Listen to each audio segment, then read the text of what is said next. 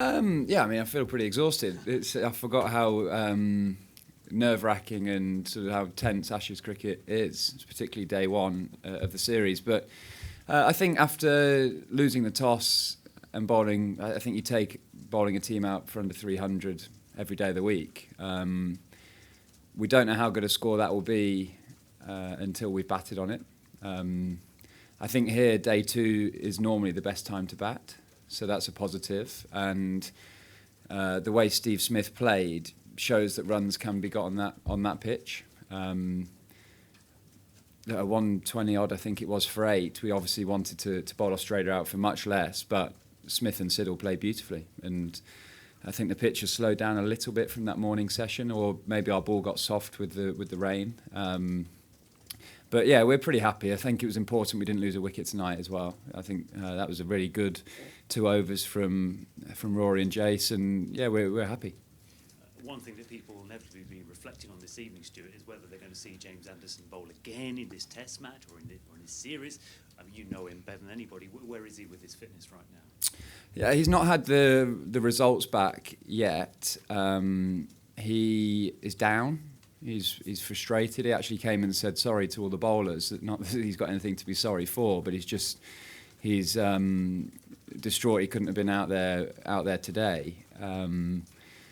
But I don't know sort of the next step with it. You know, it could show not much and he could be able to bowl second innings, or it could show something and it might be a couple of weeks. So until we get the scan results back, I don't suppose there's too much to say apart from he's a bit down in the dumps as you'd expect, and feels like he's let the bowling group down, but of course he hasn't, because Niggle's a part of fast bowling, and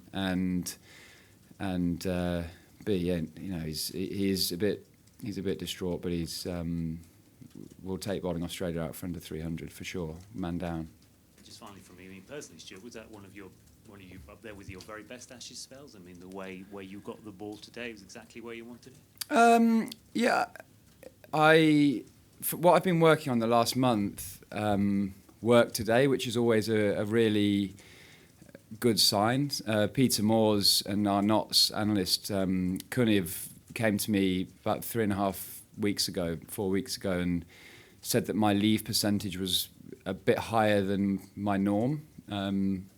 So the last month I've just been challenging myself to make the batsman play as often as possible, and that's been my number one goal. I've not been too bothered about line and length, and I'm focusing on getting the batsman to play every single ball. And I think my leave percentage today was down at sort of under 15%, which is really low. You know, it can average at 25, 26%. So that's just a little thing that it was brilliant coaching and analyst work to bring that to my attention, and it just gave me such a sole focus coming into today. And look, whether I'd have got no wickets or 5, those sort of numbers coming back to me as a low leave percentage pleases me as a bowler, because that's my target. We'll go Sam, Will, and then Ali. Stuart, Peter Siddle and James Patterson have spoken about how close they are with you. So what was it like bowling to those guys out there today? Yeah, I've played a lot with Sids and Pato, and they're good friends, really great guys. So it's always odd when you play against friends in that way. But England, Australia, there's always a little bit of spice, isn't there? But yeah, I mean, Sids played beautifully. I thought he played really well for his 40 odd and got a good ball in the end. But delighted to see those 2 guys playing, because I know how hard they work, and I see a lot behind the scenes of how they go about their business, and they've been brilliant professionals for Nottinghamshire, and they've got the highest regard at that club. And I think when you associated with a county, everyone at that county wants you to go on and do well for your country. So it's great to see them playing in such a big series. So yeah, I obviously don't want them to take too many wickets, but I want them to enjoy their trip. And just on Steve Smith, you had leg slips, silly points, deep backward square legs, all these funky fields. Did you sort of run out of plans to him? I had everyone on the boundary used to hit me for 4 at one stage. Yeah, he's played beautifully today. There's no doubt about that. It's he's always been awkward to bowl at. particularly on the slower pitches. But I thought we bowled really well at him up until tee. And then he capitalised on maybe the ball going a bit softer, and he played a bit more positively and took his scoring options. But yeah, actually Virat Kohli did similar to us last year, got 149 I think, out of a lowish total. But so the encouraging thing for us that we can take out of it, obviously there's no real positives of Steve Smith getting 130 the first game of the series, but it shows that if we apply ourselves, runs can be scored on there, particularly if you get in. I think it's a tricky pitch to start, but if someone goes and gets to 30, we can capitalise. Will? Stuart over there. Smith obviously played a freakish innings, but he can't necessarily do it on his own every time, and you must feel really pleased with how it went against the rest of the top 7 who didn't really strike a blow. Yeah, our plans actually, we'd worked quite hard, went to St George's Park and did some research on the Australians as a team, and then we've sort of got a big document folder full of information on each player, and a few of the plans paid off actually. I was a bit surprised by the Payne one because I had a short leg and a square leg, and I was just trying to run it back into off stump to bring the short leg into play. And Mo turned to me mid-off and said, Rooty says bowl him a bouncer. And it was quite a slow pitch, so I was like, all right, okay. Didn't get up, but Rooty had moved deep square leg back, which I didn't know he'd gone. So I thought he'd whacked it. And I thought, oh, God's sake, that's 4. And I looked up and Burnsy was like right underneath it, hence the silly face. But yeah, so not all plans, Rooty knew about that plan more than me. But yeah, we stuck to our plans well today. So there was a little bit of nibbling the pitch early, particularly with the wobble seam. No swing, because couldn't buff that ball at all. But yeah, we were delighted to make the breakthroughs we did. Stuart, what does 100 Test wickets against Australia mean to you personally? I didn't know actually. Stokesy told me in the physio's room when we were just taking our tape off. But it's Ashes cricket for us is the pinnacle. Obviously, my family history in it. So I was always desperate to play Ashes cricket, and to be able to have been fortunate enough to play in the amount of series I have is special. And there is no better feeling than lifting that urn, for sure. So it really is the pinnacle for an English Test cricketer.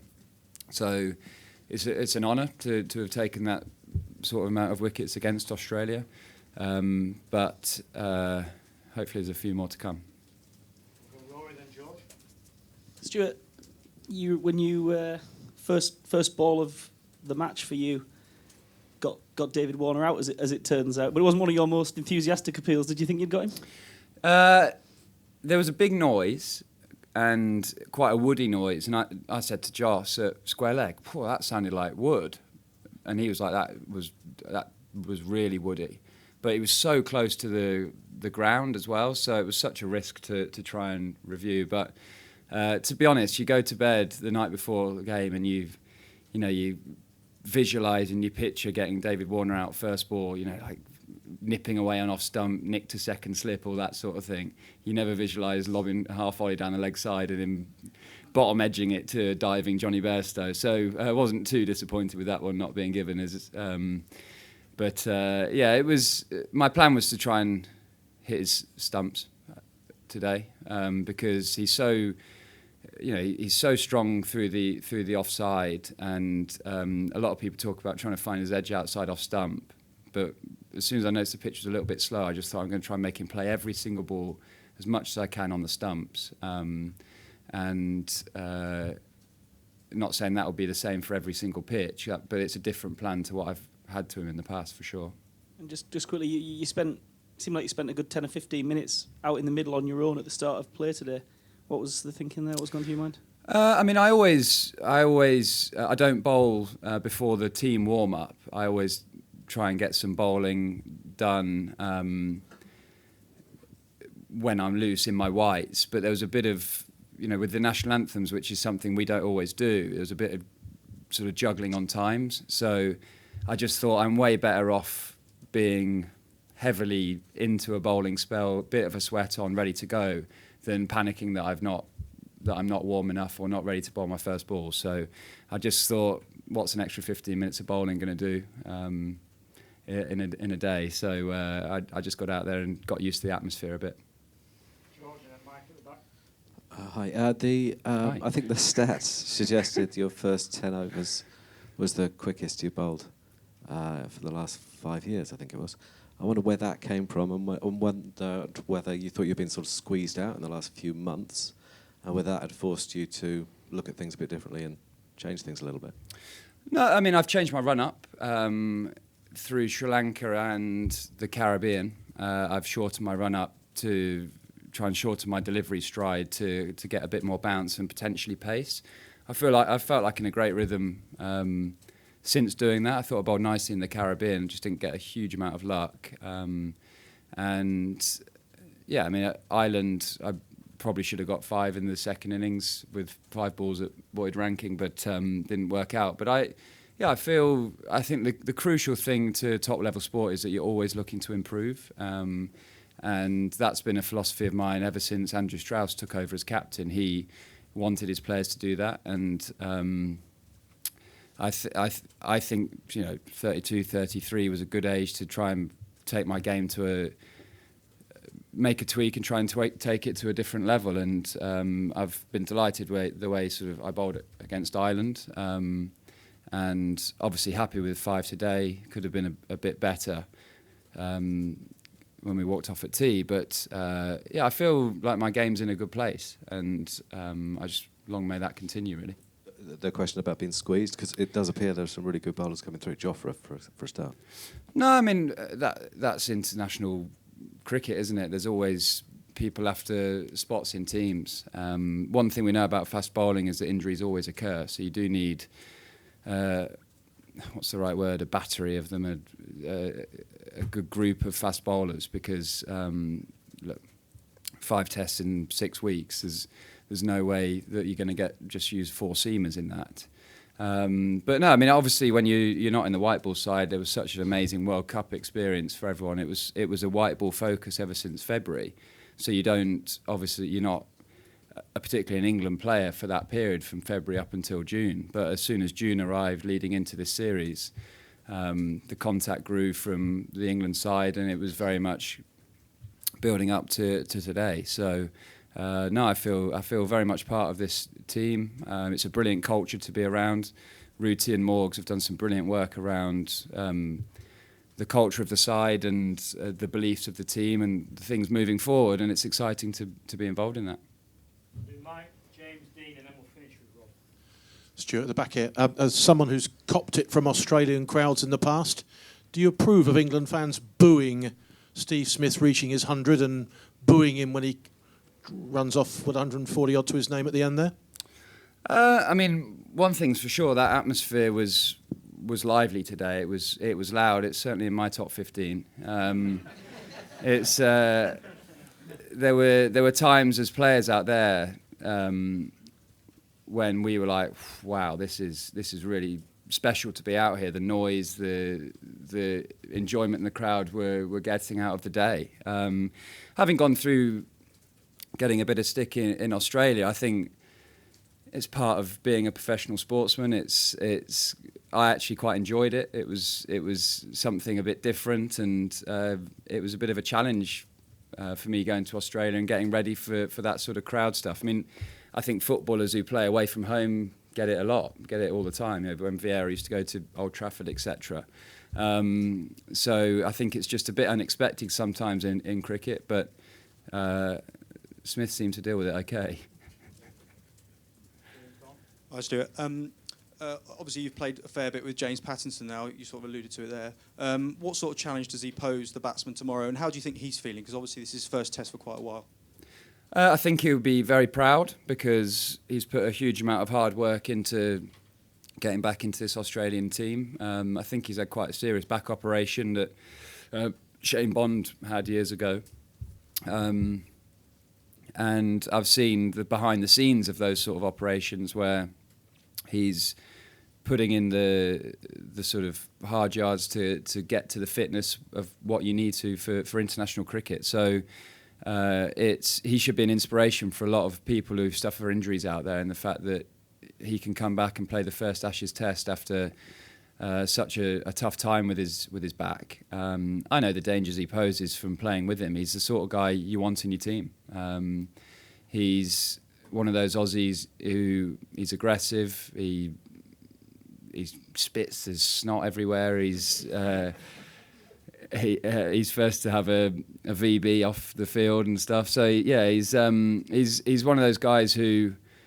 So when he played for Notts, I sort of could imagine what it was like when Hadley was there, or when Michael Holding was playing for Derby. It's like the members got in their seats to watch him bowl, which was pretty special in the fact that he'd only played half a season for Notts, but he had that X factor that you wanted to see in county cricket that was there throughout the 80s and early 90s. Donald here, so to speak. But so he's great to have on your team, and he obviously will pose a threat to our batting unit, but so does every Test bowler. It's he's got good pace and good skills, but so do most Test bowlers. Keep it to one question, then we'll finish with Rob. Stuart, is he not renowned to keeping it to one question?